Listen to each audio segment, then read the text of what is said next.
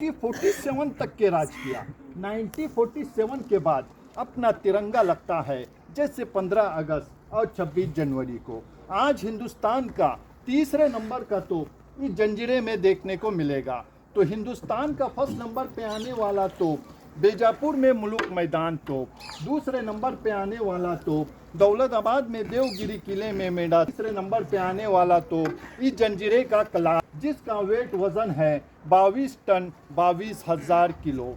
बनाने वाले ने इसमें एक खास रीज़न रखा है। जैसे हम 5 से 10 मिनट अगर धूप में रहते हैं हमारा बदन हीट हो जाता है, सर गर्म हो जाता है, लेकिन वो तोप सारा दिन धूप में रहने के बाद भी गर्म नहीं होता, क्योंकि वो तोप लोहा नहीं है। अगर लोहा रहता तो 950 सालों में समंदर की खारी हवा में सरगल के ख़त्म हो गया होता। वो पंच धातु का तोप है, जैसे लोहा, पीतल, तांबा, चांदी और ग्रेफाइट शीशा, ये 5 धातुओं को मिक्स करके उसे बनाया हुआ है।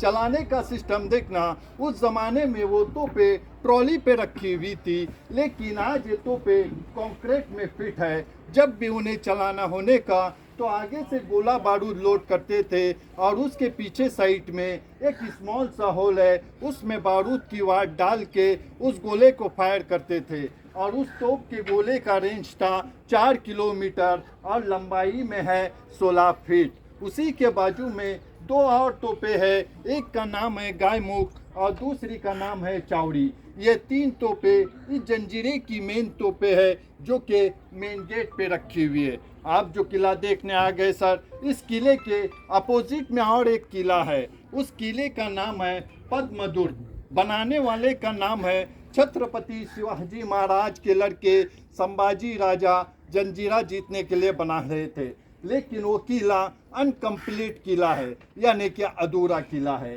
क्योंकि उस वक्त रायगढ़ उनकी राजधानी थी और रायगढ़ पे हमला होने की वजह से उस पद्मदुर्ग किले का काम अधूरा छोड़ के उन्हें जाना पड़ा, क्योंकि उन्हें रायगढ़ बचाना था। रायगढ़ तो बचा लिया, लेकिन यहाँ के लोगों ने उस किले पे हमला किया और उसे अपने कब्जे में कर लिया और उसका नाम कासा फोर्ट रख दिया। फिर कभी शिवाजी महाराज, संभाजी महाराज जंजीरा जीतने नहीं आए। इसी की याद में मालवन में सिंधुदुर्ग किला बनाया, जो कि वो 40 एकड़ में है, ये किला 22 एकड़ में, और पद्मदुर्ग जो किला है ये 12 एकड़ में है।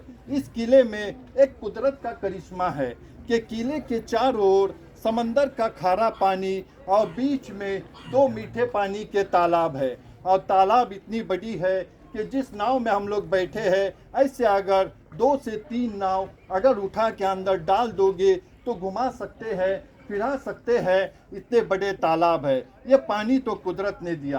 तो यहाँ पर 90 फीट का आइलैंड था, इसी को कट किया और कटिंग करके जब 60 फीट नीचे चले गए तो इससे नेचुरल पानी के झरने निकल आ गए।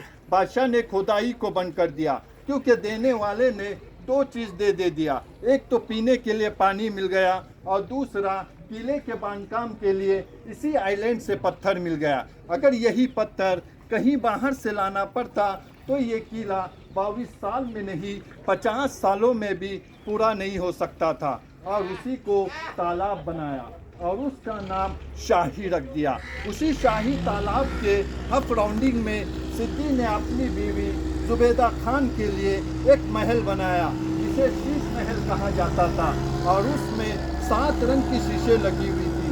जब भी सूरज की रोशनी उन शीशों पे पड़ने की, खुद ब खुद तालाब का पानी 7 रंगों में दिखाई देने का, यानी कि रेनबो की शक्ल में। इसीलिए किसी को भी बकेट डालने की इजाज़त नहीं थी। अगर कोई बकेट डालेगा पानी हिलेगा, रिफ्रेशन चला जाएगा। इसीलिए तालाब के साइड में 2 कनेक्टिंग गेट बनाया। वही तालाब के बिल्कुल सामने आपको एक बड़ा सा इमारत दिखाई देगा, यह है राज दरबार। उस ज़माने में 5 मंजिला था, जो कि आप 3.5 मंजिला है, 1.5 मंजिला गिर गया। उसी से थोड़ा आगे चले आओगे आपको और एक तालाब दिखाई देगा।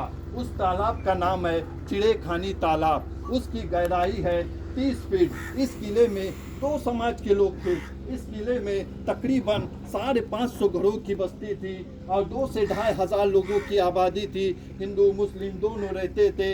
इस किले में 5 मस्जिद, 1 गणेश मंदिर था। उसी से थोड़ा आगे चले आओगे, आपको एक बड़ा सा गेट दिखाई देगा, वो है दरबारी गेट। उस जमाने में 24 घंटा बंद रहने का, राजा के लिए ओपन होने का। बर्मा टिक साग का है, बर्मा देश से लाया था। उसे गौर से देखना, जैसे हमारे घरों के खिड़की दरवाजे के जो इंचेज जो होते हैं, ये लोहे, पीतल और तांबे के होते हैं, लेकिन उसके जो इंचेज जो है ये पत्थरों में बनाए हुए हैं। और उसी गेट में एक छोटा सा गेट है, उसे डिंडी दरवाज़ा कहते हैं, जो आम लोगों के लिए इस्तेमाल किया जाता था, बादशाह के लिए नहीं। क्योंकि बादशाह उस ज़माने में अपना सर प्रजा के सामने झुकाना पसंद नहीं करते थे, इसीलिए बादशाह के आने जाने के लिए वो गेट पूरा ओपन किया जाता था।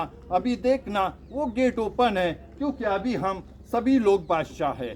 आप लोगों ने पूना या खंडाला आते वक्त या कभी जाते वक्त देखा होगा, जो पहाड़ खोद के जो टनल निकाला हुआ है, उसी तरह हमारे जंजीरा में भी समंदर के 60 फीट नीचे से सामने वाली गांव में टनल निकलता है, जिसे मराठी में बोयार कहते हैं। और ये बोयार कहाँ निकलता है? देखो समंदर के किनारे 2 सफ़ेद मीनारें दिखती है, देखो उसके पीछे काली टूटी हुई दीवार नजर आ रही है, बड़ा सा गेट है, ये वहाँ पर निकलता है। यानी कि उस ज़माने में वहाँ पे वह हाथी महल हुआ करता था, इमरजेंसी बनाया। अगर इस किले पर दुश्मनों ने चारों तरफ से अगर अटैक कर दिया, तो बादशाह अपनी फैमिली और प्रजा को इस पानी के रास्ते से लेके सामने वाली ज़मीन पे निकल जाएगा। आप लोग जो किला देखने आ गए ना सर, इस किले का गिनीज बुक में नाम आता है। इसका 3 रीज़न है। सबसे पहले तो नाव से है। अब कहीं से भी दूर से देख लेना, इस किले का गेट दिखाई नहीं देता जब तक कि अपना नाव इस किले के गेट के 10 से 20 फीट करीब नहीं आता। गेट तो इतना बड़ा है कि 200 से 250 लोग खड़ा रह सकता है, इतना बड़ा गेट है। दूसरा रीज़न, किले के चारों ओर समंदर का खारा पानी और बीच में मीठा पानी। और तीसरा रीज़न, आज हम घर बनाएगा, मेंटेन नहीं करने की वजह से हमारा घर 60 से 70 सालों में गिर जाता है। लेकिन इस किले की तरफ देखना, समंदर की लहरें टकराने से पत्थर को डैमेज कर दिया, लेकिन जॉइंट ने अपनी जगह नहीं छोड़ा, क्योंकि इसके जॉइंट में अंबोजा सीमेंट नहीं है सर। इसके जॉइंट में 5 चीज़ों का इस्तेमाल है।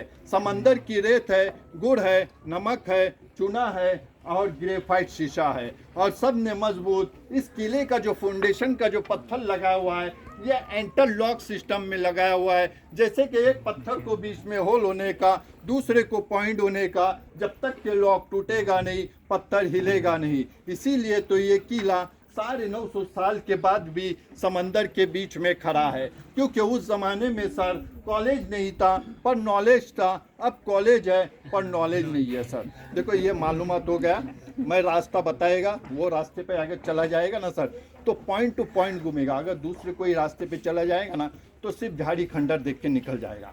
तो रास्ते की मालूमात सुनने का। जैसा ही किले में अब एंट्री करेगा, आपको व्हाइट कलर का समाधि नजर आएगा। समाधि से राइट मारने का, ऐसा पत्थर का कमान जैसा है, उसके अंदर से चला जाने का। सामने सीढ़ी मिलेगा, सीढ़ी चढ़ के कहाँ आएगा? इस किले के 3rd फ्लोर पे, वहाँ पे तोप देखने का।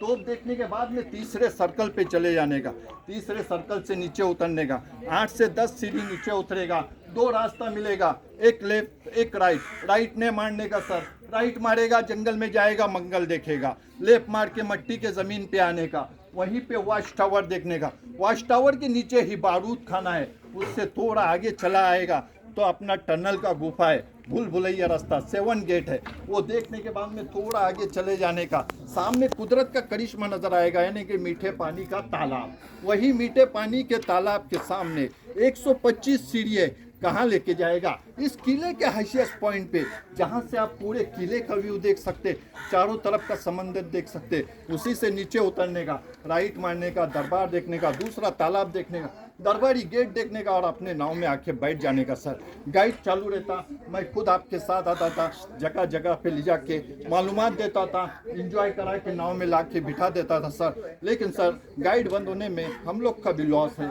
जिस वक्त अंदर गाइड करने का एक कपाल, एक फैमिली 8-10 का जो ग्रुप होने का, इससे चार्ज करने का 1200, 1500, 1800 का चार्ज करने का, क्योंकि अंदर गाइड करने का लोग खुशी से देता था। लेकिन अभी आप लोगों से उतना नहीं है, अपने अपने ग्रुप से 300, 400, 200 दे देने का, क्योंकि हम लोग जो 6 लोग जो नाव पे काम करता है, एक गाइड की आशा पे और आप लोगों की आशा पे काम करता है। ये सुबह का बिस्मिल्लाह और भवानी है, तो अपने अपने ग्रुप से दे दो सर। देखो आप लोगों से ही आशा रहता है, दे दो सर।